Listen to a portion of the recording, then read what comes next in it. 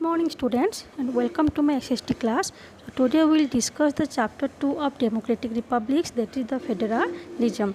So सबसे पहले देखते हैं व्हाट इज़ फेडरलिज्म। तो फेडरलिज्म को जानने के लिए सबसे पहले चैप्टर 1 को जाते हैं। तो फर्स्ट चैप्टर में हम लोग ये डिस्कस किए थे कि कैसे बेल्जियम और श्रीलंका में अलग अलग टाइप के गवर्नमेंट बने थे।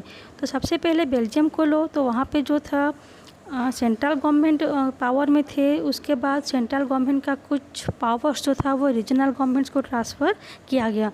तो रीजनल गवर्नमेंट जो था वो बेल्जियम में बहुत सालों पहले एग्जिस्ट था, लेकिन उसको उतने पावर्स नहीं मिले थे या फिर वो जो था सेंट्रल गवर्नमेंट के अंडर में था। तो उसको कुछ भी करना हो तो सेंट्रल गवर्नमेंट से परमिशन लेना होता था या फिर उनके हिसाब से ही सब कुछ करना होता था। लेकिन बाद में 1993 में एक उनके कॉन्स्टिट्यूशन में कुछ बदलाव किए गए और सेंट्रल गवर्नमेंट का कुछ पावर जो है उनको कॉन्स्टिट्यूशनली पावर ट्रांसफ़र किए गए रीजनल गवर्नमेंट को। तो उस समय जो था रीजनल गवर्नमेंट के पास उतने पावर थे कि वो अपनी मर्ज़ी से कुछ भी डिसीजन ले सकते थे या फिर सेंटर जो है उनके डिसीजन में इंटरफेयर नहीं करेंगे। तो उसके बाद से ही जो बेल्जियम था वो यूनिटरी गवर्नमेंट से शिफ्ट होकर फेडरल गवर्नमेंट की ओर चला गया। तो यहाँ पे हम लोग देख सकते हैं कि श्रीलंका जो था उसमें पहले भी यूनिटरी गवर्नमेंट था और बाद में भी यूनिटरी गवर्नमेंट का जो पावर था वो कंटिन्यू रहा। जो कुछ तमिल लीडर्स थे वो ये चाहते थे कि जो श्रीलंका है वो भी एक फेडरल सिस्टम में एस्टेब्लिश्ड हो जाए। इन दोनों एग्जाम्पल से ये क्लियर हो गया कि जो फेडरलिज्म है it is a system of government in which the power is divided between A central authority and various constituent units of the country. तो फेडरलिज्म का मतलब होता है कि एक गवर्नमेंट या फिर एक इस तरह का एक सिस्टम होता है जहाँ पे कि पावर जो है सेंट्रल गवर्नमेंट और कुछ राज्य सरकार या फिर कुछ रीजनल गवर्नमेंट के बीच में जो पावर्स होते हैं उसको डिवाइड करना, डिस्ट्रीब्यूट करना ही होता है फेडरलिज्म का मतलब।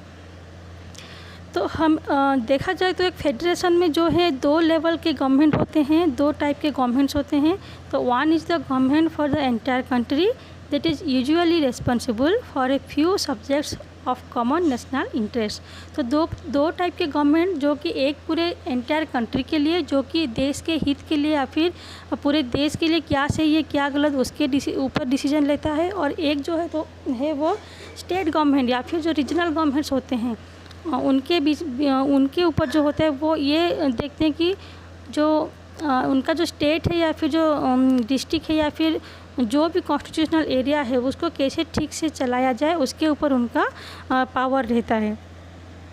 तो both this level of government enjoy their power independent of each other. तो यहाँ पे जो दोनों टाइप के गवर्नमेंट्स होते हैं, सेंट्रल गवर्नमेंट्स लो या फिर स्टेट गवर्नमेंट्स लो, दोनों ही जो हैं अपने अपने पावर्स को इंडिपेंडेंटली एंजॉय करते हैं। मतलब कोई भी किसी के काम में इंटरफेयर नहीं करता, ना सेंट्रल स्टेट के काम में इंटरफेयर करता है और ना ही स्टेट गवर्नमेंट्स सेंट्रल गवर्नमेंट्स के काम में इंटरफेयर करते हैं। तो ये तो था फेडरलिज्म का मतलब। तो अगर इसी सेंस से हम लोग अगर यूनिटरी गवर्नमेंट को लें तो फेडरेशन का पूरा उल्टा आता है यूनिटरी गवर्नमेंट में। तो under the unitary system either there is only one level of government और the sub units are subordinate to the central government. तो यूनिटरी गवर्नमेंट में क्या होता है, आइदर वहाँ पे एक ही गवर्नमेंट रहता है, पूरे कंट्री के लिए एक ही गवर्नमेंट रहता है, या फिर अगर वहाँ पे 2-3 गवर्नमेंट रहते हैं, स्टेट गवर्नमेंट या फिर रीजनल गवर्नमेंट्स भी होते हैं, तो वो लोग सेंट्रल गवर्नमेंट्स के अंडर ही रहते हैं। मतलब उनके पास इतना पावर नहीं होते कि वो इंडिपेंडेंटली कुछ भी कर पाएँ। तो यही रहता है यूनिटरी गवर्नमेंट का गवर्नमेंट और फेडरल गवर्नमेंट में फ़र्क। तो यूनिटरी गवर्नमेंट में क्या होता है, स्टेट जो है वो कोई भी डिसीजन इंडिपेंडेंटली नहीं ले सकते। कुछ भी करना हो तो उनको सेंटर का परमिशन लेके ही करना होता है। The central government can pass an order to the provincial और लोकल गवर्नमेंट। तो सेंट्रल गवर्नमेंट जो है स्टेट गवर्नमेंट या फिर लोकल गवर्नमेंट को कोई भी ऑर्डर जो है वो दे सकते हैं। But in a federal system the central government can not order the state government to do something. लेकिन फेडरल सिस्टम में क्या होता है कि सेंट्रल गवर्नमेंट जो है वो स्टेट गवर्नमेंट या फिर किसी लोकल गवर्नमेंट को कोई भी काम करने के लिए वो फोर्स नहीं कर सकती।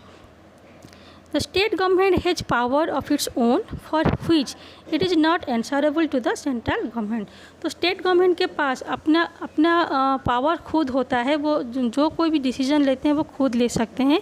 उनके लिए उनको स्टेट सेंटर के सामने answerable होना नहीं पड़ता है। Both this government are separately answerable to the people.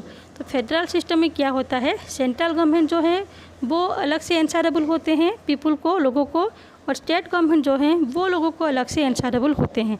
मतलब खुद ही जो है अपनी अपनी कामों के लिए वो रेस्पॉन्सिबल होते हैं, ना कि सेंटर जो है वो स्टेट को कुछ कह सकता है और स्टेट जो है सेंटर को कुछ कह सकता है। दोनों ही अपने अपने कामों के लिए खुद एंसरेबल होते हैं। तो ये था फ़र्क federal system of government and unitary system of government में।